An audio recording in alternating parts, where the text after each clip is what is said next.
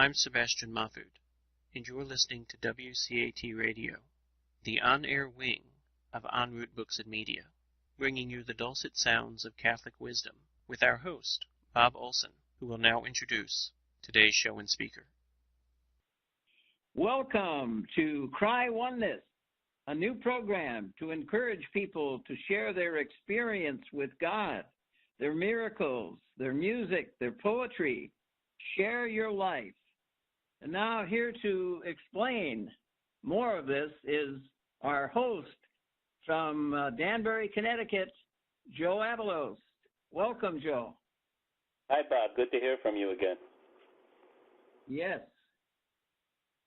Well, I've been procrastinating for quite a while. I was going to evangelize in 2008 when I first put up a website called crywoneness.org, and I met you at my father's house last week, and here we go. I guess the Lord wants me to start evangelizing, so your show is an excellent opportunity to do this with, or my show, whatever it is. And I believe firmly that Our Lady of Cabejo appeared this year, according to Immaculate, who does a lot of spiritual retreats teaching forgiveness. And she said last year when Our Lady appeared in Cabejo, she said that she wanted her children to share their miracles. And I believe that since 2007 when I put this website up, but I haven't been getting going on it. So I hope people understand that when God gives them a miracle, the reason is He wants it to be shared with other people to increase the faith of everybody around the person that has the miracle. If we don't share our miracles, we're not sharing God, because God is life. God is life. And if we share our lives, we're sharing God. And something as simple as watching the grass grow can be a miracle, but I've had some very large miracles in my life, and I know a lot of people have. And some people are kind of embarrassed to share it because they don't know how it's going to be taken, And the Church's position on private revelations is pretty clear, but I didn't know that for a while. And people having private revelations should share them with friends and close family to increase the faith of the whole family, because God is a family, and He wants to share with families. So, I'm reading a book right now on all the miracles that have happened with Padre Pio. That's amazing. Oh, yeah. If we get some time today, I'll share a couple of those that I've been reading about. Sure, my book today has been The Life of a Soul, St. Teresa's The Little Flower. I read it in 2008 when I started all this, and I'm rereading it. And it's amazing when you pick up a book again, the things that you didn't see the first time.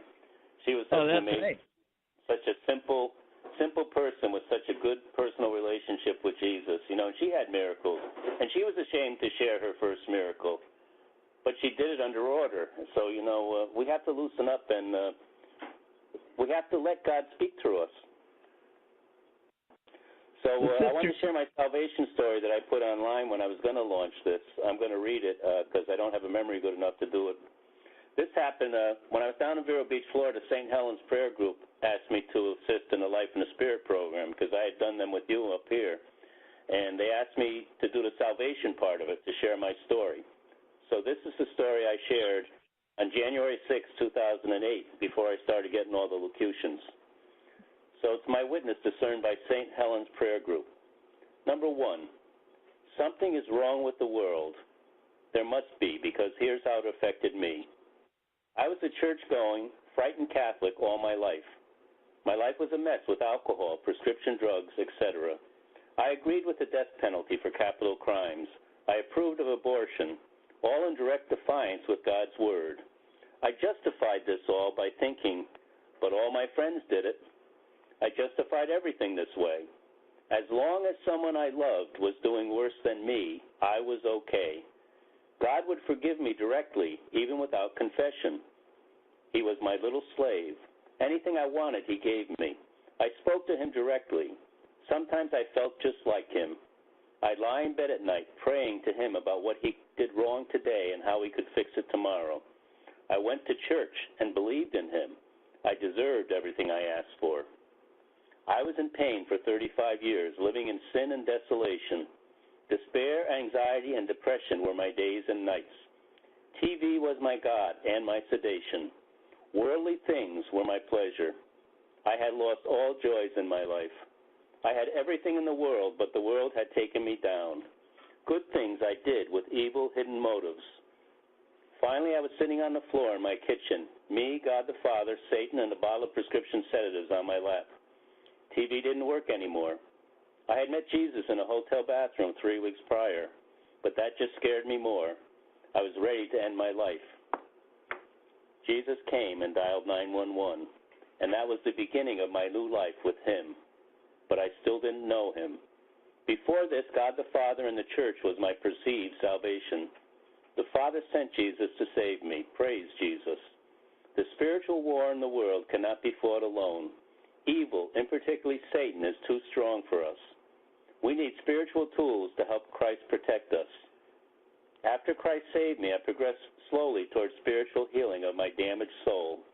I repented of my sins, my drinking, my lust, my pride, my sloth. He helped me every step of the way. Then in a year, he took me to my father's house in Moodus, Connecticut for more lessons. I went to frequent masses and confessions, said rosaries, did the chaplet of Divine Mercy daily at 3 in commemoration of the hour of my best friend's crucifixion. I purchased a daily Bible at the National Shrine of Divine Mercy and read it every day for the last year and a half. I am saved, and Christ has made certain that I have all the daily weapons necessary to protect my new salvation.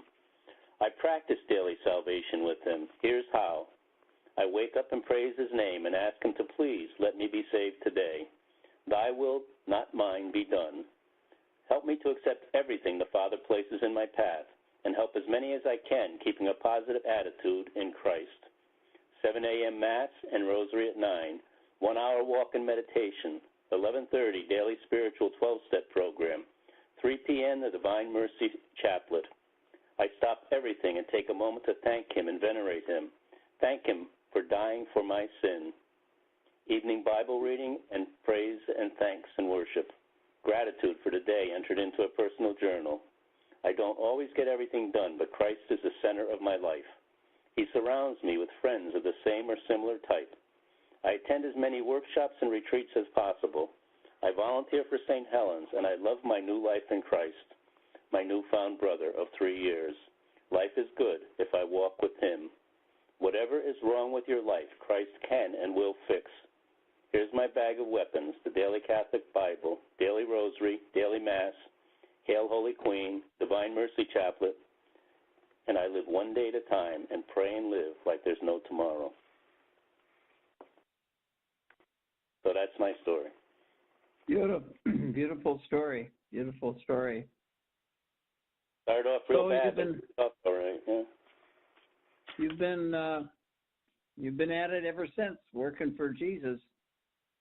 Yeah, well, this actually started when I was very worldly. You know, I was coordinating an international event in Stamford after I retired from the fire department at Babe Ruth World Series. Stamford, Connecticut. Right. I had retired from the fire department, and I was bored, so I decided to organize a national event. You know, my mind was going off in so many directions all the time with, you know, all the stuff I was doing. And I kind of dedicated that to the Lord because at that time in the mid-'90s, I started getting attracted to EWTN television, and that's where I started doing the Divine Mercy Chaplet on TV while I was exercising. And then I think I told you last week I went up to Stockbridge. I went up to a yoga retreat, and I was standing in front of a picture of the Dalai Lama, and I heard, "Don't let the lie you're living become the truth of who you are." And on the way home, I went through Stockbridge, Mass., and I saw the sign for the Divine Mercy Chapel, and I've never been there. And that's when I picked up that daily Bible and the rosary beads. And, you know, basically I've been doing the Divine Mercy Chaplet ever since. And I started off just reading it, and then 3 years into it, I started singing it when I'm alone, and I just love it. Involving as many body senses as possible when you're praying is very effective. You know, to sing is 3 times more valuable than just to say a prayer, I think. Singing is beautiful. I've even written my own songs since this started, you know. The locutions I wrote turned into songs. It's just amazing what he does for people when you just turn around and look at him instead of looking at yourself all the time. Yep, there's nothing like it, Joe, that's for sure. There's nothing like a personal relationship with him. I never thought go ahead. I never thought I'd say that. You know, the first part of my story, I thought he was dead on a cross in the churches and he was going to come back to judge me for all the things I did wrong, you know. I didn't realize how merciful and loving he is and how he would do anything for us, you know. It's amazing when we're wired in reverse and drowning in sin, we lose total touch with reality because he is reality, you know. And we just, when you're living in sin, you can't even see it. But now that I'm out of it, I still sin. But I know when I sin, and I know that's not the norm, you know. Yep, we all sin and fall short of the glory of God. Right. But we got to get up again. I like something Richard Rohr wrote a book called Falling Upward that I read, and it's true. You know, we take 2 steps forward, 1 backwards, 1 step, 2. You know, it's like a waltz or a dance with God. You know, we keep falling, but He loves to pick us up. But when we get too far buried in sin, it's a lot harder for Him to reach us because then you're blinded. You become like unconscious, and I guess that's how He can forgive us. He knows we're unconscious when we're doing it. We're not truly conscious until we have contact with Him. Then we're conscious. So explain to us about Cry Oneness again. Well, I guess I should recite that first locution because that's how I came up with it. One of my miracles, I was in Vero Beach, Florida, and I was in a meeting, and a gentleman was there who was sharing a problem he was having. He had a lot of time in 12-step work, and he used to read poetry at nursing homes. And he sat down next to me, and he didn't usually do that. And I saw his poetry, and I said in my heart, I said, Lord, I wonder if I can write poetry. And I had a little date book in my pocket, and as fast as I could get it out, the sentences came at me like a hurricane, you know, and I just wrote them all down in that black book, and I still remember it to this day. And wow. It's through the ancient deserts trounced, the silent winds of light and time, decades screaming for the light, caressing dreams of wandering souls, voices whispering in the sands of weathered beaches on the shorelines of mankind, passionate trials of blighted past, leading to the endless light. Frighten not the faithful servant, choosing good instead of evil. The fight is never all for naught. Cry oneness to the Lord, unity will overcome. And I finished writing it, and I said, that's a poem, Lord? And it scared me. So I showed some people after the meeting, and they said, nice poem. And I said, doesn't seem like a poem to me, you know. So I was curious, and I tried to figure it out for a couple of weeks. And then I went to John of the Cross Church in Vero Beach, Florida, and there was a priest there called Father John Jude. He was named after the Apostle Jude. And he looked at it for me, and it was a weekend, Saturday morning. And I said, Father, what does this mean? This is scaring me. He says, well, Joe, your poem is about salvation. And by the way, it's a locution. It's an indwelling message from your heart. You know, it's a private revelation type of thing. And he said it means salvation. And he says you're in the right place because Ralph Martin today and tomorrow is giving a talk on salvation. He's here from EWTN. So sit in on his conference. You don't have to pay. And I spent the weekend listening to Ralph Martin promote his book, The Fulfillment of All Our Desire, on salvation. How does that happen? That can only be God. God's providence. That's my first miracle. And I was afraid to share that for a long time because I said, I can't be having miracles. I've done too many wrong things in my life. God doesn't love me enough to give me a miracle, you know. Well, that was the evil one lying to me. And, you know, it took me a couple of years before I decided maybe I should share these things with other people. Well, I've been taught by a Carmelite who's written a book called Divine Intimacy. And he taught me about courage. And for people that are, you know, timid and are afraid to come forward, you know, and share these things like you're saying. Right. And he says that if you pray to God for the grace to receive supernatural courage, that's better than natural courage. You know, some people are just naturally courageous and they have naturally bold. You know what I mean? Right.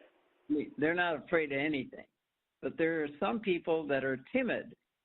And he says, pray for God's grace, for supernatural boldness or courage, because that is a lot better than natural courage. You can see that, right? Oh yeah, that's and I don't grace. know if that, Grace is the ability to deal with anything, right? I mean, His grace is unbelievable. That seems to what you have is supernatural courage. I don't know if you were timid before. You weren't necessarily timid, right? You know, I was a fireman, but I was extremely timid. I was afraid of everything before I found Him, you know. Well, there you Afraid are. of myself more than anything, to be honest with you. So you have that supernatural courage or boldness. Well, He's certainly working on that, I guess, because, you know, I used to have a tremendous fear of death, and that's kind of gone. I mean, I don't want to die, but I'm not afraid of it anymore, and that haunted me all during adolescence, you know. Yeah, that's right. So, but I wanted to share that with you because I think that's what you have. Oh, thank you, Bob. Yeah, supernatural courage or boldness. I like to think that anybody can have that when they get out of God's way and let Him work through us, you know. It's a matter of getting out of the way. I frequently hear in my heart, Joe, get out of my way, you know. He needs us out of His way so He can work through us. He needs our ego pushed to the side so that He can get through to the people who are around us, I think. What do you think? Yeah. He can only work through humble channels. He can't when there's resistance. He will never violate our free will. So if we don't want Him to work miracles through us, He won't. Right? Now, when you said, when you said about when you wrote your first poem, like you said, you got up that piece of paper and it just flowed right to you, right? Yeah, and everything I've gotten has been like that. They come a sentence at a time. They come a little bit slower now so I can write them, but you know, I sit down and I say, Lord, do you have anything for me today? And a line at a time they come out, and I don't even think they sound right until I read them after a couple of weeks, and I say, wow, who wrote that, you know?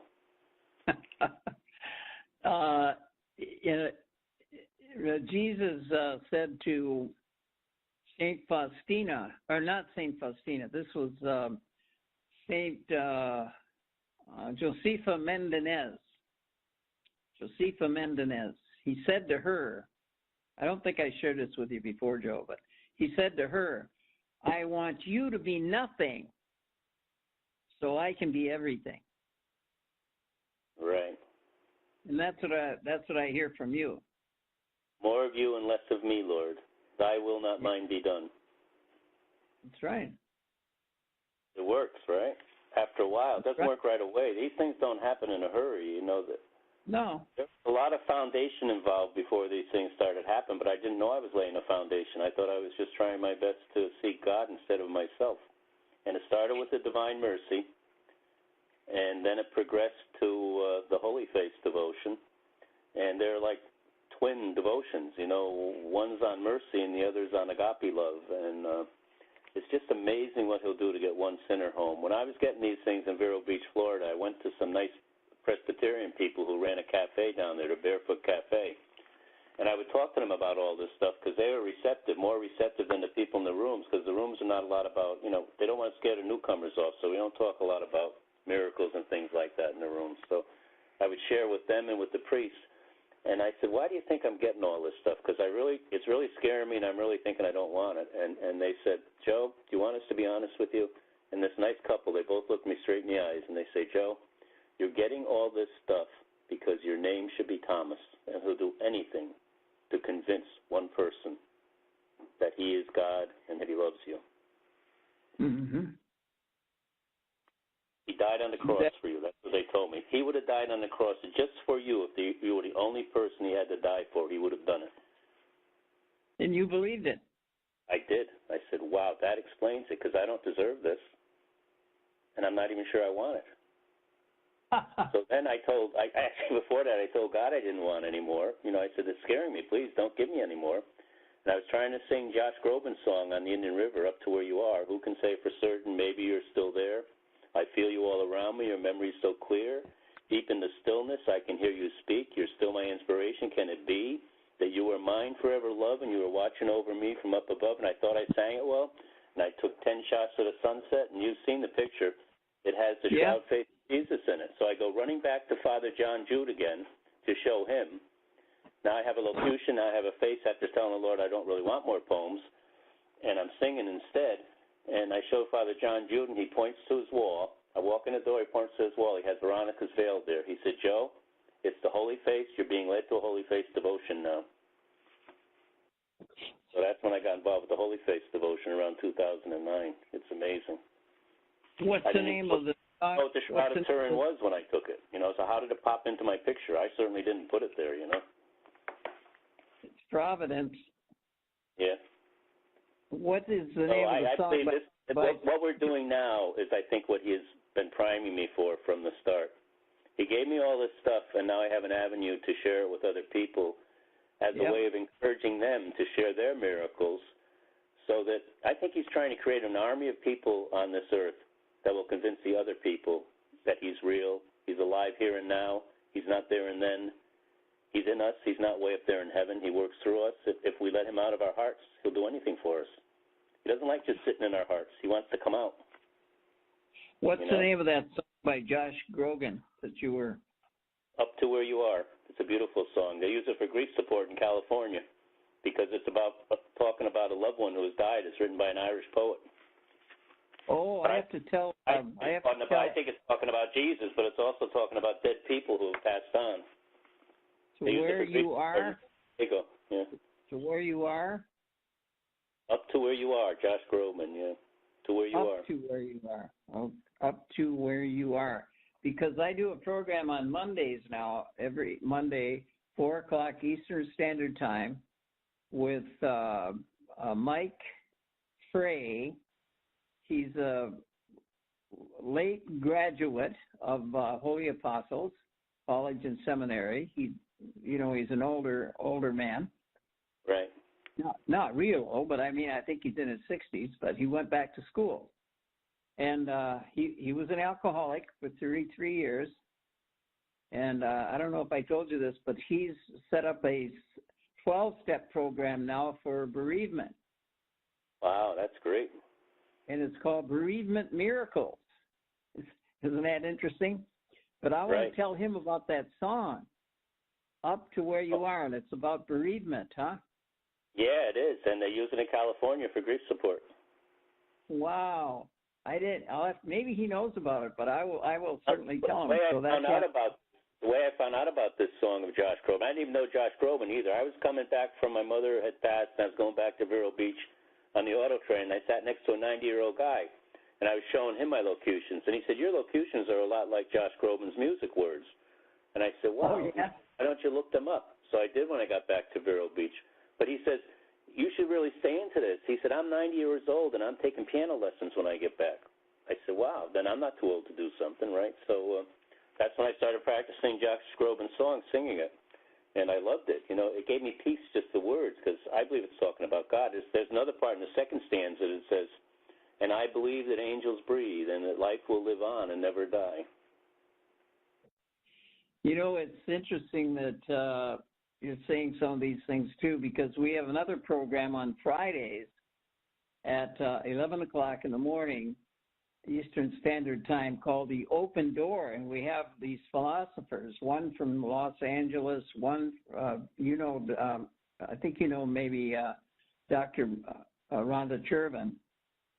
She's one, and then we have a man in Corpus Christi, one in Los Angeles, and one at EWTN, and we have this program every Friday, and we were talking about happiness for the elderly. And like they were saying, one of the things they said was that, it's a good idea to move into something else like you're doing, Yeah. And because that's where the happiness is then, instead of doing the same, after you retire. Right. And you found that, right? Yeah. Well, when I started getting destabled, he gave me this other locution, At this point in time, I was like 4 years in the program, and I was doing all these things to try to find God because I wasn't sure who He was anymore. Because instead of the program, you have to find God, and that's when Bill McCarthy came down to St. Bridget's, and boy, he said, "Shake hands with the person next to you. That's Christ. Shake hands on." I never knew that Jesus was in other people, so shortly after that, I got this locution from Jesus describing to me who He is, and then shortly after, I got one from His mother describing who she is, and I wanted to touch on those tonight. First, this is from Jesus, I believe, and I've had this verified by some people like Father Bill and a couple other people. And he told me, "Love is the window to knowing me. Without it, nobody can see my face. My heart is full of sorrow for those who never learn the power of love. Love accepts all and is perfect in forgiveness. To forget oneself is to love oneself. To love all is to love me, for I am love. And to be in love is to be in me. Come now into my heart and know the true meaning of divine love. In the moment, love can become perfect in the silence of your mind. Thoughtless is fullness, and the cloud of not knowing is found pure love. I am pure love. How great is the love found in total surrender to my will.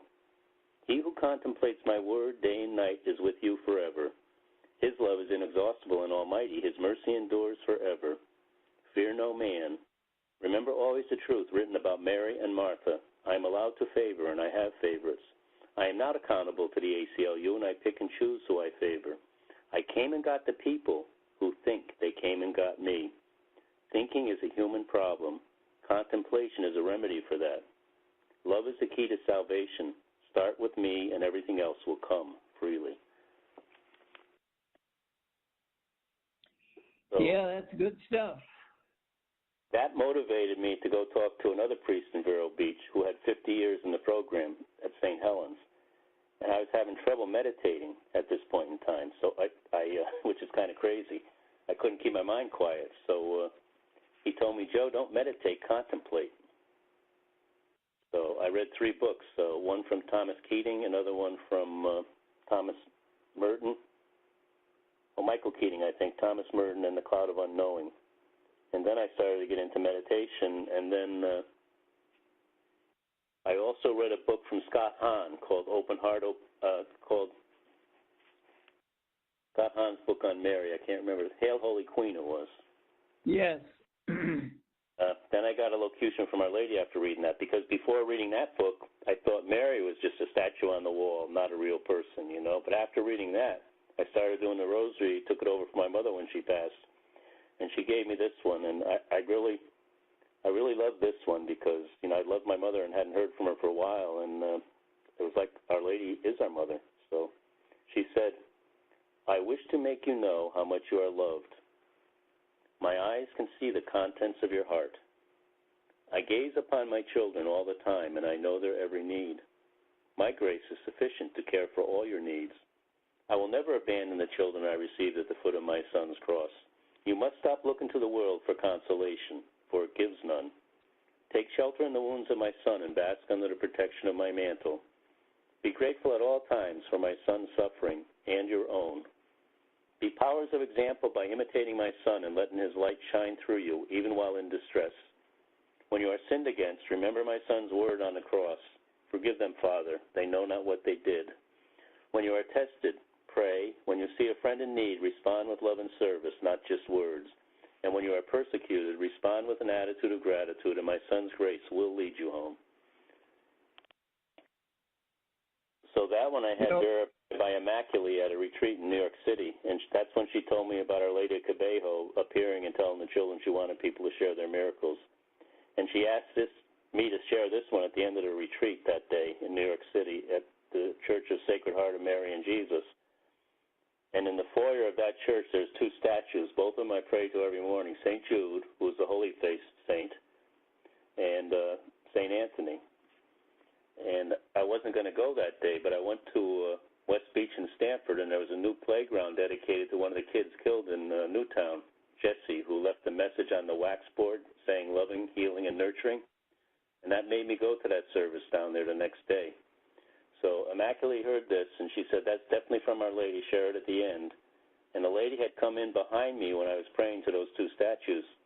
And it was a blonde lady, and she got up next, and it was Jesse's mother, sharing how she forgave her son's killer. And that just blew my mind, that I was at the child's monument the day before and didn't know she was going to be there, and she popped in behind me. And she said, I forgave him, but I have to do it 10 times a day sometimes, and it's a process. And she said my older child, who was 8 years old when his brother was died, is now selling bracelets for the children in Cabejo who were survivors of the massacre over there, and he's raised enough money to put one of them through college. So now both these women, Immaculate and this lady who lost her 6-year-old child in Newtown, are going all over the world telling people how to forgive. How powerful, right? Are you pretty familiar with Immaculate's story of how she was in that hidden in that bathroom for how many days? 2 weeks, I think, or longer, a month maybe. She wrote a book called Left to Tell. It's all in that. And I had seen her at my father's house at a retreat 7 years before this. That's how I got the invitation, because she was in New York City and she sent emails to everybody who had been to her retreats. Wow. That's an amazing story, yeah. Well, anyway, they brought the killer of her whole family to her feet because she went with the United Nations, and they were trying to make her happy for bringing the killer to her. And they said, spit on him, kick him, tell us to kill him, do whatever you want. And she said, I forgive him. Our Lady wants me to forgive everybody. That's part of her retreat, and boy, how powerful. One of my favorite forgiveness stories is Corrie ten Boom. Corrie ten Boom was in a German prison, and her sister was there too. And her sister was beaten to death by a guard. Wow. And Corrie was able to, she lived to the end and got liberated. You know, she was rescued from the prison when the Allies came. And so she's traveling around Germany talking about forgiveness.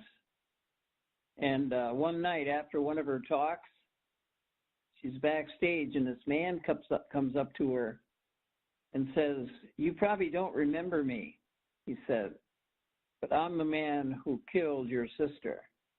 Wow. Okay. And he puts out his hand and he says, God has forgiven me. Will you forgive me? And she says to herself, oh, no, God. No, God, not him. Mm. God says, yes, him. And she put out her hand kind of woodenly to get it out there. And when their fingers touched, it was like an explosion and fireworks. And they fell into each other's arms, weeping and weeping and weeping and weeping. Yep. And she forgave. I hear you. I had that type of experience with somebody, and I can't really share too much because it's a member of the family, but I will tell you, the weeping that happens after the forgiveness when you grab a hold and hug somebody, the person you used to hate, and you turn that hate into love in 2 seconds, it's powerful. And we're not really doing the forgiving. We just have to accept each other, and the Lord does the forgiving, because it's right in the Our Father.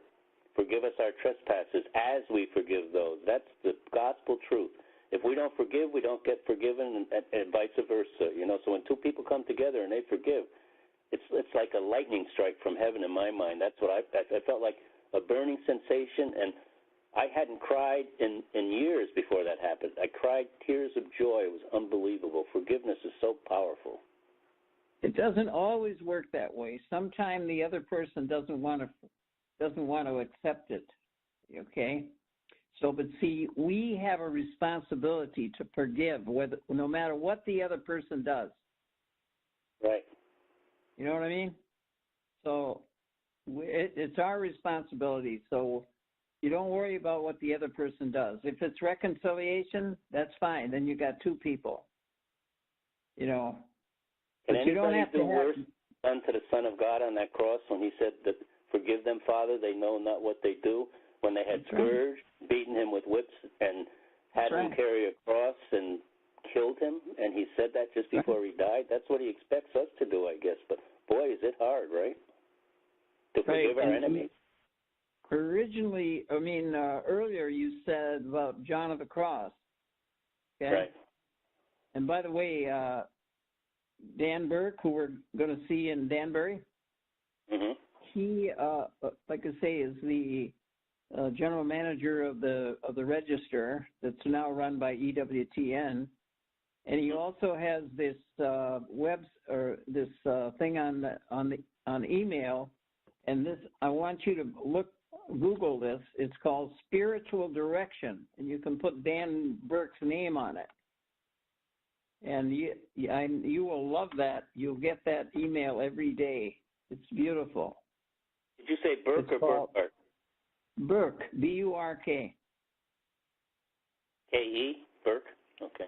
Dan know Burke. Dan, the fireman. There's the family of Burkes in Stanford. Oh, I see. Okay. But Dan Burke, he also is the founder of the Avalos Institute in California. And Wow. you can Google that too, Avalos Institute. And they specialize in teaching on St. John of the Cross, Therese of Avila, and Therese of Lisieux. Right. All your favorites. Oh boy, are they? Yeah, well, it's interesting. You have to look up that Avila Institute, and Dan Burke is the founder, and then he has this daily email on spiritual direction. So I wanted to give you those to Google. Someone is joining us here? Hello? No? No, we lost him, but he may call back in a second. Who's that? This is Sebastian. We Joe, lost Joe? we lost Joe, but he'll be. My guess is he's going to call back in. Oh, that's what happened, huh? Yeah, he just fell off. Huh. By the way, while I have you on here, Sure. I want to tell you that you remember I had that interview with Curtis Hancock on Monday night. Yeah. Right. And I thought you'd like to know. Well, he's going to be on again on Friday. I thought you'd like to know this too. Oh, that's great. And I've asked Al to be on too, because Al is big into this, wisdom, Catholic wisdom and stuff like that. So he could ask him a lot of good questions that he might want to know. Because I told him that one of the things that Curtis Hancock was talking about was that the Christian wisdom is being put under a bushel basket. And these guys are trying to change that whole situation. So I'm going to have Curtis Hancock, and I'm going to have Al on that same program, hopefully on Friday night.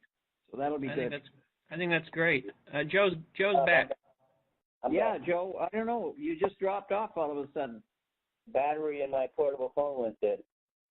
Oh, your phone went dead. Okay. My battery. All right. Where were we? Oh, I was telling you about Dan Burke and about the Avila Institute out in California, and you got to Google both those because I know you'll love those. Love that. And then he knows about Josh Groban's song already if he's in California. What's that? I bet he knows about Josh Groban's song already if he's in California. Up to where you are.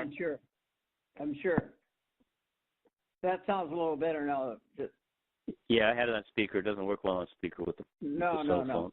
No. But Josh Grogan, see, I do a thing at the nursing home every Tuesday, and I play a lot of music. I'm a DJ for Jesus. I'm a DJ for Jesus. I used to be in. I was in radio and broadcast hockey for 35 years. Yeah. Which team did you broadcast mostly? Michigan Tech up north.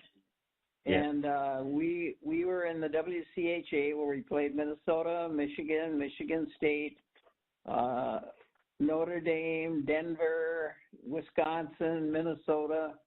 Yeah. We were in the big time.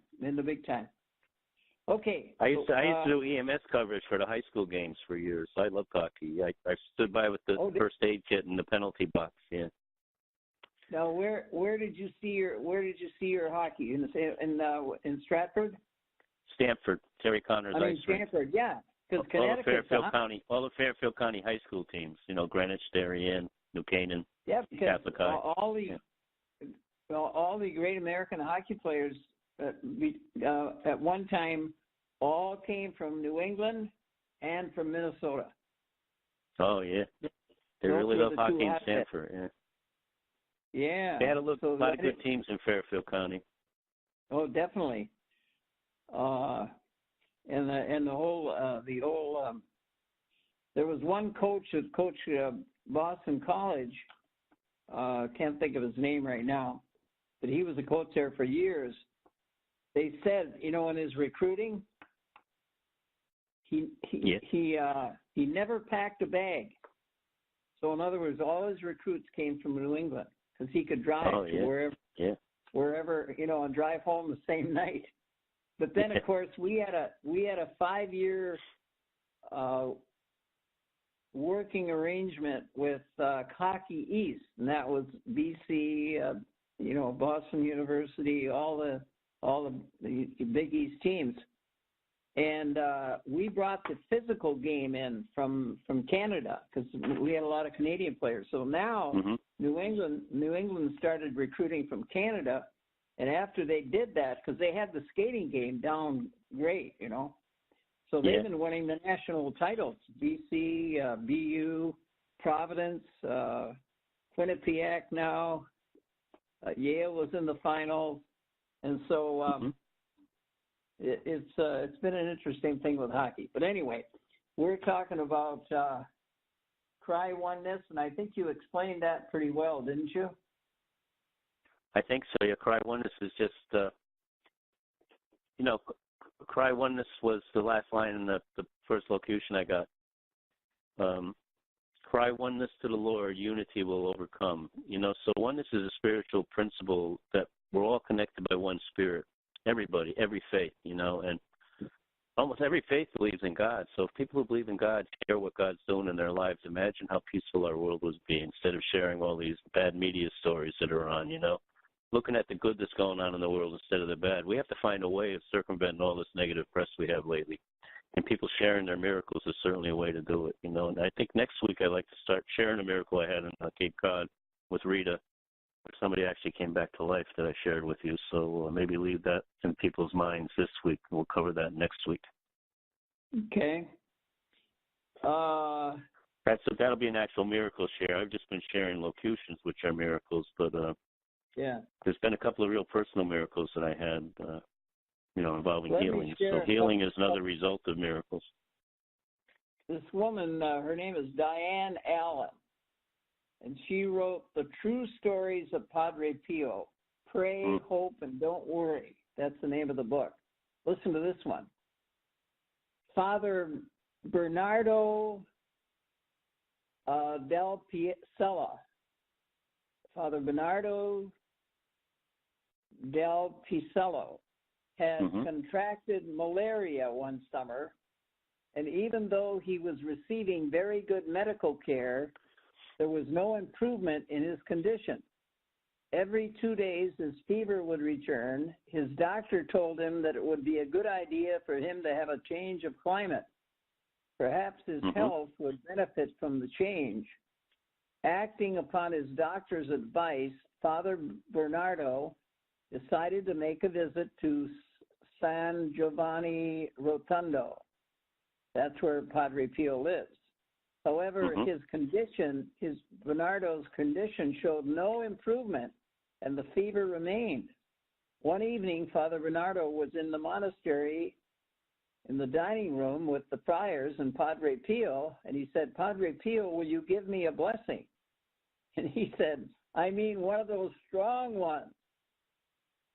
And the moment that Padre Pio blessed him, the fever disappeared.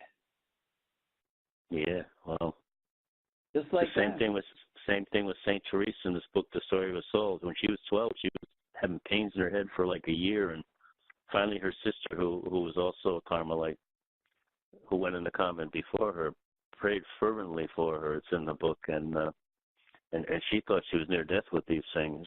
She was only 12 when it was going on, and she had a statue of Our Lady in the room, and the statue came alive and smiled at her, and immediately she was healed through the power of prayer. I have a friend over in Boston, Father Tom DiLorenzo, okay? And I've heard of him. And he had this terrible cold that was hanging on for a month. And he was doing everything. He was praying. He was doing novenas. He was doing everything. Couldn't get rid of it. So one night he gets a call from this woman, and she says she has this terrible disease that's been diagnosed by the doctors. And she wanted Father Tom to pray for her. And so he did on the phone. And then they hung up. And a few days later, the lady called back. She said, Father Tom, I went to my doctor, and he says, I don't have that disease anymore. Mm-hmm.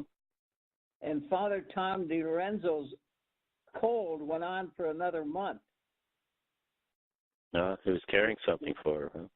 Which shows that these gifts, these healing gifts and other gifts that we receive, are really for other people mostly. So if we don't use those gifts, and like you're saying, if we don't share these miracles, if we don't talk about this, people are not going to be healed. So we can't be selfish and say, that, I don't care about those gifts. I don't want to use those gifts. Look, God has given you those gifts for a reason. And that's for other people. And like if Father Tom said, well, I can't pray for you. No, I'm too sick, And by the way, I'm not sure if that works either. Look at I had this cold for a month.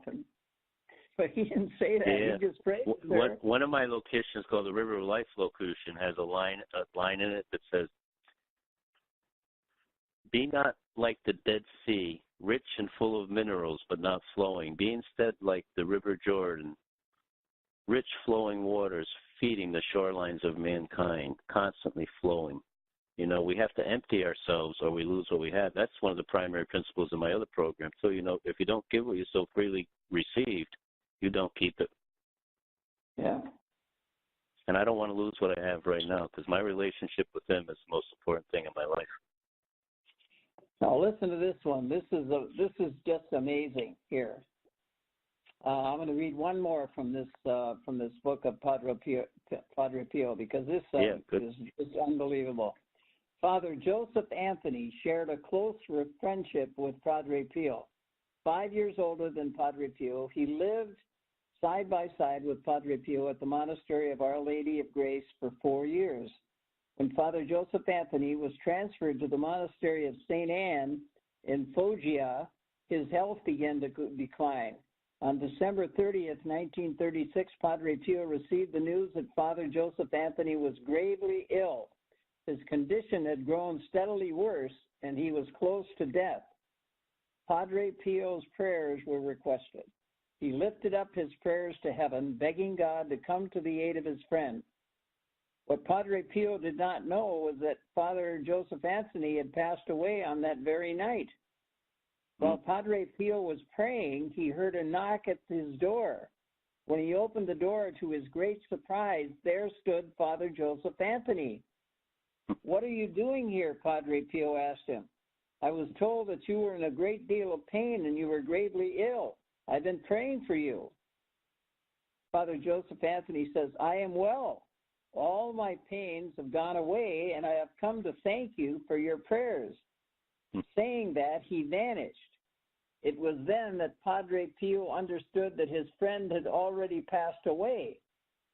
When Padre Pio told the Capuchins about his experience, the Franciscans, Father Raphael suggested to him that he was probably dreaming. Padre Pio explained that it was not a dream. He was wide awake, and Father Joseph Anthony appeared at his door in flesh and blood. And the friary records stated that Father Joseph Anthony had passed away at 2 a.m. and that was the same time that he had visited Padre Pio. How about that? How can you explain that? More proof of the resurrection. That's how I explain that. We all resurrect after we die, right? Not just Jesus. He showed us what would happen. That's just amazing. Yeah, it is amazing. So many amazing things. The other thing, Padre Pio is also, I haven't gotten to the part of St. Teresa's book, but she's also very devoted to the Holy Face, the Shroud Face, as was Padre Pio. And Padre Pio, Padre Pio's in the back of the book is telling St. Teresa in some way, whether she read about it or what, she says that Padre Pio has stated that the Holy Face medal with the Shroud Face on one side and the host on the other side, and Latin words inscribed upon it that say, "May the light of his countenance shine upon you" on the face side, and "Stay with me, Lord" on the other side, have the protective powers as a scapula when properly blessed. And I've been wearing that medal ever since I got that Shroud Face picture in Vero Beach, Florida. 2 years afterwards, I met Don Knowles, and that's another story I talked to you about, and it's amazing. I was being led to Holy Face devotion, and 2 years after taking that photo, I started wearing the Holy Face medal when I started helping Don Knowles with Shroud of Turin presentations in Stanford. And it's just one thing after the other, He laid such a nice foundation. He doesn't rush you, but before you know it, you look back and you say, wow, how did all those things happen? That's the only way you can see him is in the past, because God is always in the present moment. Until you look back at your life, you don't see the miracles. And when you're living in sin, you definitely don't see anything except the sin. That's the problem. You have to get out of that being locked in sin before you can see your miracles. And I know now that there was miracles even when I was drinking that I didn't know about until I got sober, You have to see the hand of God after you've gone by the incident, not before. And not during, it's hard to see, too, You look back and you say, wow, what a God I have. And we were saying on the previous program today that isn't it wonderful that we can be Catholics where all this is possible and all this is accepted? You know what I'm saying? Yeah. That this is just normal Christian living. Right. We call them miracles. Yeah, they're miracles. But, if you're open, the other miracle is that Shroud of Turin is still around, and it's 2,000 years old, It was buried, Christ was buried in that, and it's still here, and it has his image on it. And when Don Knowles gave that presentation at Stanford, I didn't know all this stuff, and I was in awe. He shared how in the early church that the apostle St. Jude carried that Shroud of Turin. That medal you see on St. Jude all the time is the shroud folded into 30 or 42, to make it the proper size to carry. And they unfolded it, and they celebrated the Eucharist on it after Christ died. It has the goblet stains with wine, and it has Christ's blood on it. And it's been scientifically proven, except that the carbon dating, they took the sample from the wrong place on a patch that was repaired. And the debunkers focus on that. Just like the media focuses on everything that's wrong with the world, so the debunkers focus on one piece taken out of the wrong place of the shroud has proven it's not legitimate. But boy, what a story that Shroud of Turin tells about how badly Christ was beaten and crucified. It's a horrible but wonderful thing to understand how much our God went through, how much torture he allowed himself to go through to save us all. But see, that's why we have to get a new way of looking at news and media. Because, see, if you have a newspaper, if a plane crashes, you have a big headline in the paper. If it crashes near you where you have your newspaper, it's a big headline, right? If the plane that day landed safely, there wouldn't be any story, right? Well, with the exception of the flight that landed on the Hudson River in New York, Yeah. You know the story. Those people were saved. You know the story behind that? Have you heard that? No, tell me. There's a true story that the media never told, that only spiritual people know about because it was not shared through normal channels. I don't remember. One of the people who was on that plane was in St. Patrick's Cathedral, and for the first time did the Divine Mercy Chaplet, and he had the book with him. And when the plane started to go down, he started fervently praying the Divine Mercy Chaplet before it crashed. He was one of the passengers on the plane praying the Divine Mercy Chaplet. Well, wait a while, though, but you said he was in St. Patrick's Cathedral. Yes, he had been in St. Patrick's, and he picked up the Divine Mercy Chaplet folder and was praying it while the plane was going down. Oh, then he went on the plane, you mean? Yeah, he was on the flight that crashed in the Hudson. But he had gone from St. Patrick's Cathedral to the airport and got on the plane, or how did that work? Yeah, he was on the plane when it crashed. Wow. And he had just picked up the Divine Mercy. He picked up the Divine Mercy prayer guide for the first time in St. Patrick's, and he was praying it when the plane crashed. Wow. Isn't that beautiful? It is, isn't it? But stuff like that never gets reported. They probably laughed at him when he told the story to the. When I took that picture in Vero Beach, Florida, I contacted my media people in Stanford, and I'm very close friends with them, and I told them what happened. And they said, Joe, we're very sorry. We can't help you. If we talk about God, we'll lose our jobs. Yeah, isn't that something? It is, isn't it? It's terrible. The way it is. They're paid to magnify evil so that people get scared enough to spend a lot of money on the products that the sponsors want to sell. Yeah. Well, like I say, all the whole news idea, the media idea is all based on good stuff is not news. Because it doesn't sell. No, it's bad stuff. We're kind of responsible for that, too, because they give the public what they want, and that's just proof of how messed up our country is at this point in time, you know? People want to hear bad news more than they want to hear good news, so that's what the news gives them. Because they want to keep the customers happy. People are happy listening to the wrong kind of stuff these days. Yeah, but then we're also go so far as to give them fake news that's bad. I saw that on Facebook, yeah. So, it's... How about this, Bob? what I heard in the Kripalu Yoga Center is the absolute truth. And it's for our country. Don't let the lie you're living become the truth of who you are. Our country is becoming more used to lies than to the truth. Yep. We become addicted to lies because we get them all the time. It's terrible.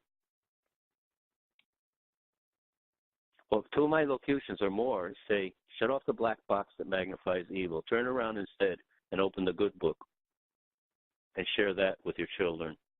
And Our Lady even said to me, don't let the media poison your children's brains. That's powerful, right? Yeah. Mm-hmm. I loved working with the media. It used to be a bunch of good people reporting good news. What happened, Bob?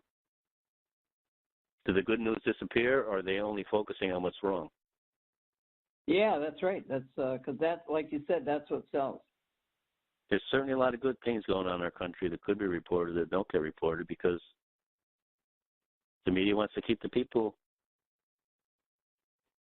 flooded with what they're asking for. That's why we need more Catholic media and news and things like this, like we're saying, to trying to get this Catholic radio station going. So we can talk about when Christ came the first time, he came as a small child, helpless, crying in the wilderness. When he comes again, he's going to be crying in the wilderness too, because there's not much left of the good life in this world. But there is hope. We just read the scriptures. Things are going to change. And we don't know. We may never see it, but they are going to change. And they're. They've been calling ever since Christ came. They've been calling that the end of times. The original apostles thought he was coming right back before they died too, right? So you never know what God's going to do, and he's so much more merciful than us. Okay, Joe. He's so much more merciful. Yeah. We have 1 minute, so tell us now about. Just to give us a little hint of what we're going to do next week. You said you had that one story that you held back till next week. I think I have two personal miracles I'd like to share next week. One involves my Mexican friend, and the other involves an incident with me and Rita at the church where the Kennedys were married in Hyannisport, involving a statue of Our Lady of Medjugorje and a lady who was dying. Beautiful. So next week we'll be back with Cry Oneness. a program to encourage people to share their experience with God, their miracles, their music, their poetry, share your life. In the meantime, like I said, we'll be back next week, same time, same station. In the meantime, God bless each and every one of you. In Jesus' name, amen. Amen. We hope you enjoyed the program and will join us back for another show on WCAT Radio. This is Sebastian Mahfood. Good day.